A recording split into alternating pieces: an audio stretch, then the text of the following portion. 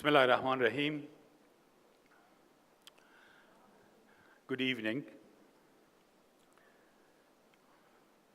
Ladies and gentlemen, let me start by expressing my appreciation to the sponsor of this conference for the gathering, especially to the Indian Foundation and Bureau of Police Research and Development in the Ministry of Home Affairs.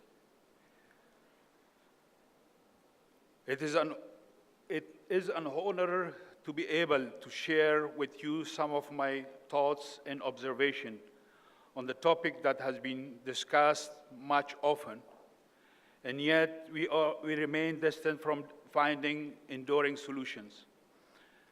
Unfortunately, Afghanistan is not stranger to the tragedy of the last 4 decades. I was in 7th grade when the Soviet Union invaded Afghanistan, and have been witness to many cycles of instability since then.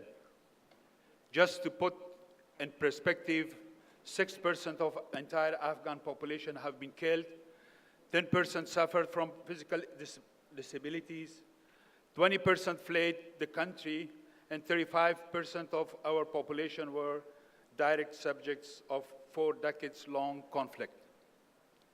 Imagine applying these numbers to the population of other countries in our region. Today, Afghanistan and the region face many security challenges. Therefore, I will confine my remark on one key external factor and one internal factor for the region. While Pakistan is a major source of instability for Afghanistan and wider region, however, it is not the only one, so I will also address an alarming internal instability factor in Afghanistan as well.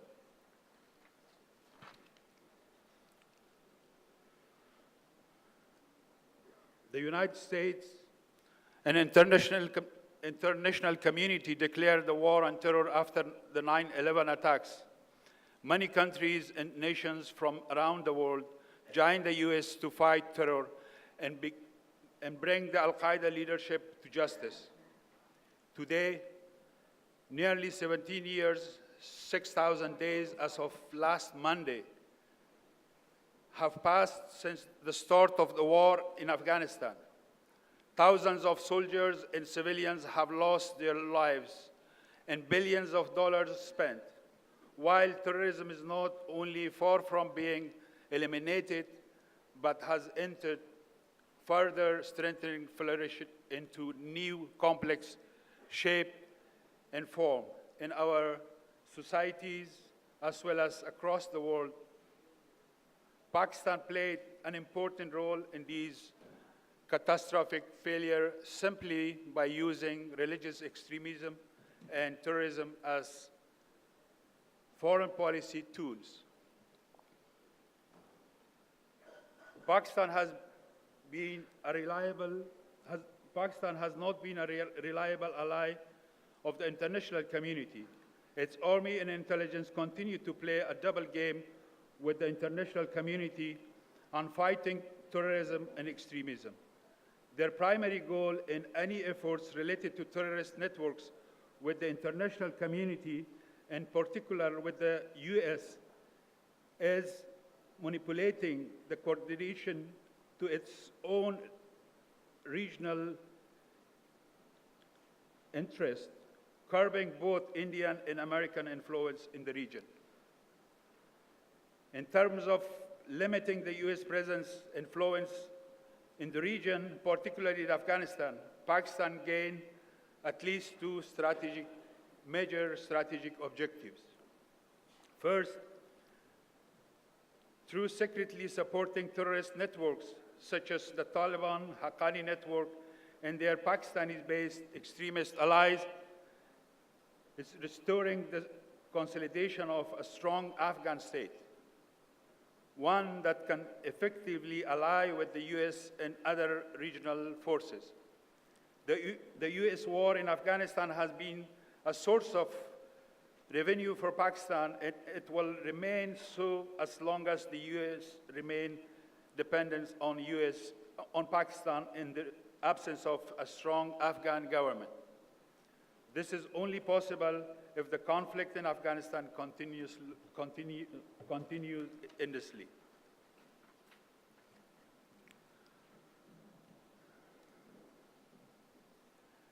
Pakistan is not only one of 9 countries with nuclear weapons, it's also a hotbed of global jihadists, where the military and intelligence service use terrorist network to advance their regional goals.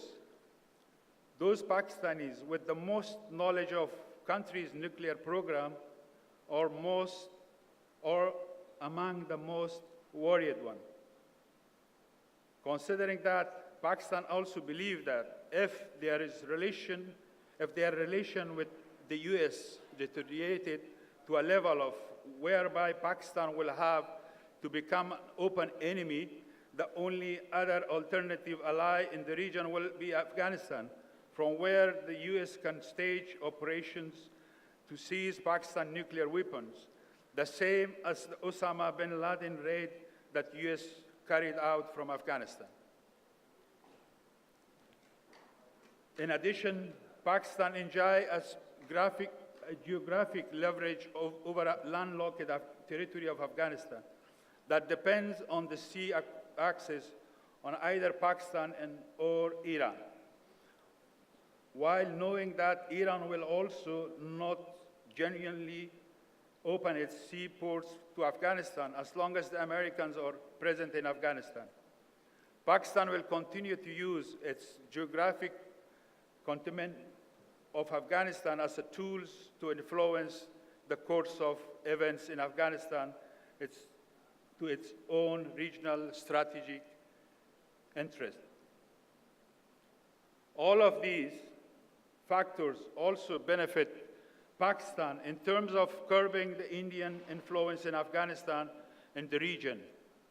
India is keen on using Afghanistan as a route to gain to Central Asia natural energy resources, something that both China and Russia have concerns about.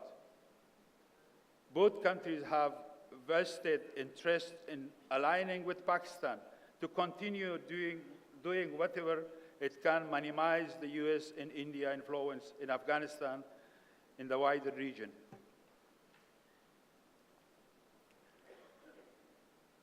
The Pakistani intermingled military and intelligence institutions fearing the strategic encirclement by India have been utilizing religious extremists and terrorism to fight India in Kashmir and use the same tool to keep Afghanistan unstable or dependent on Pakistan political support. According to the ISI, the nightmare of strategists is the fight an enemy means India on 2 fronts, one on their border with India along the Kashmir region and another in Afghanistan. This very short-sighted and closed belief by the Pakistani military and ISI, seeing Afghanistan only as a second Indian front against Pakistan, combined with the exaggerated fear of India, has been one major factor on which Pakistan has based its strategy that use religious extremism, militancy, and terrorism as a tool to fight India. They have ignored that this could one day turn against them, making Pakistan, the region, and the entire world for more unstable than the pre-9/11 era. The last 17 years, during which Afghanistan established multilateral relations with the rest of the world, has badly irritated the Pakistani army and intelligence. They have been trying and will continue to try hard to restore the past status quo over Afghanistan. oblivious of the fact that those days are gone and will never return again. The strategies that they used to achieve this objective have already backfired instead of establishing control over Afghanistan. They are about to lose control of their own affairs and territory and rouse jihadist, extremist, and separatist groups that they have created or provoked by themselves. Pakistan wants to be treated as sovereign state, and while sovereignty confers certain privilege on state, it also confers responsibility. Pakistan wants the world allowed to deal with the extremist group as it sees fit and continue with their double game. When Osama bin Laden resided in one country for years in military garrison town a few miles from a Pakistani equivalent of West Point, when many extremist and terrorist groups established bases and operate with complete freedom of movement and have sanctuaries, and when there is ample evidence that states one with over 100 nuclear weapons is not sincere about dismantling the terror groups, then what is the U.S. prepared to do to meet its own national security interest? If the U.S. acts, would U.S. allies follow? If the U.S. were to designate Pakistan as a state sponsor of terror? A test for Pakistan's sincerity in the war on terror is not whether they arrest a senior member of Taliban, of Afghan Taliban, that they have lost control over, or one that is in the process of reaching out to the Afghan government, but instead sincerely in reflecting when Pakistan reacts and acts towards individuals such as Hafiz Saeed with 10 million US bounty on his head, or the groups such as Lashkar-e-Taiba, which boasts many members who have close family members in the Pakistan army. In recent resurrection of the MMA and a coalition of Pakistani religious-oriented groups created by Pakistani military that assisted the Taliban in early 2002 as they retreated from Afghanistan in the attempt to mainstream Hafiz Saeed by Pakistani military shows their true intention of deliberate support to radical extremist and extremist group. Yes, on occasion, they may turn over a terror suspect to the US, but it does in a retail fashion, not wholesale. They may seek to obtain recognition of fair man with some well-timed gesture and conduct through more often Pakistanis arsonists. The level of support that the many extremist groups in AfPak